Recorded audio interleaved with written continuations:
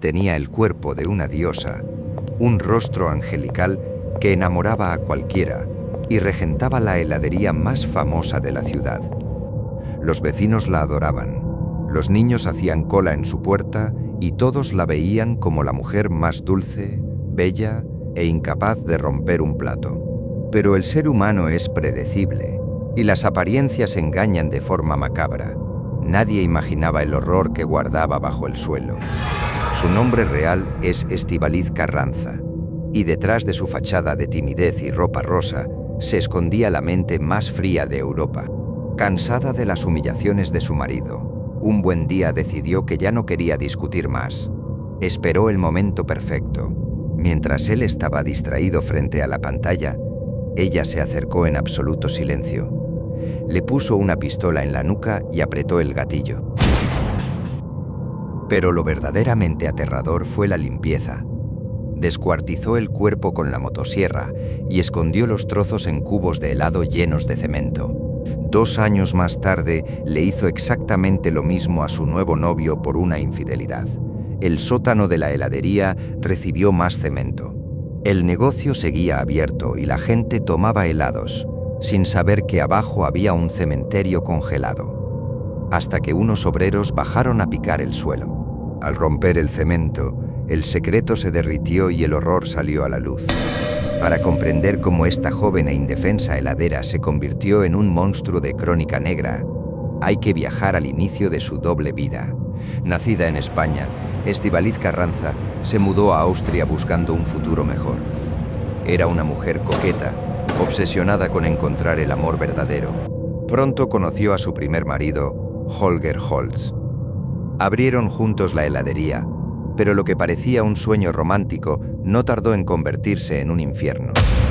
Según relataría ella misma en su juicio, su esposo la maltrataba psicológica y verbalmente de forma constante, la insultaba por su físico y controlaba cada céntimo. Llegó el divorcio, pero él se negó en redondo a abandonar la casa. La convivencia se volvió insoportable y la mente de Estíbaliz terminó por romperse. La noche del crimen, esperó a que Holger se sentara a trabajar. Sin mediar palabra, levantó el arma y apretó el gatillo 3 veces. El silencio inundó la estancia. Estíbaliz se dio cuenta de lo que había hecho, pero en lugar de llamar a la policía, se sentó a planificar su siguiente paso. El cadáver era demasiado pesado para sacarlo a la calle, sin levantar sospechas en mitad de la ciudad.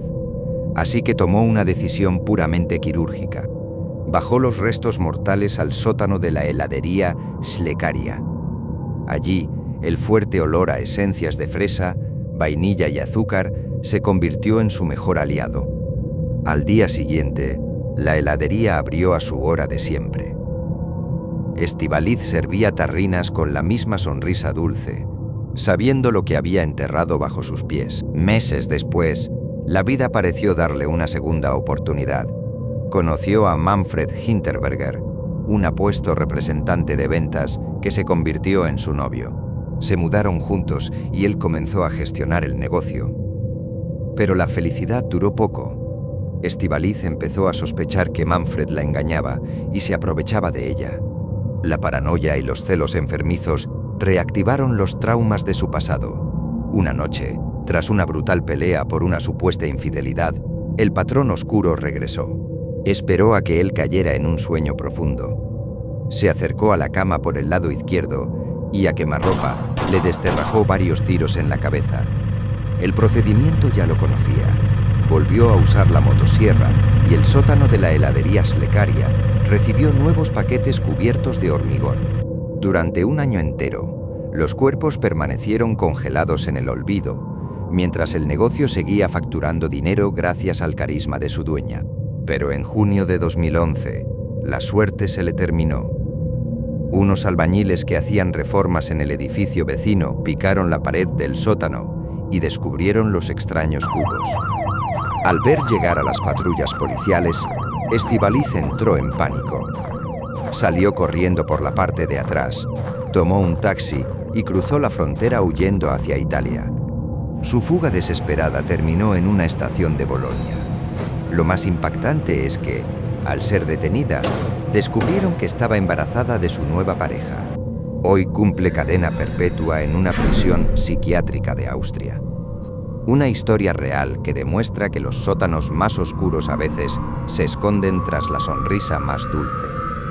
Si te ha atrapado este caso criminal, suscríbete a El Sótano Secreto. Hasta la próxima, si te atreves.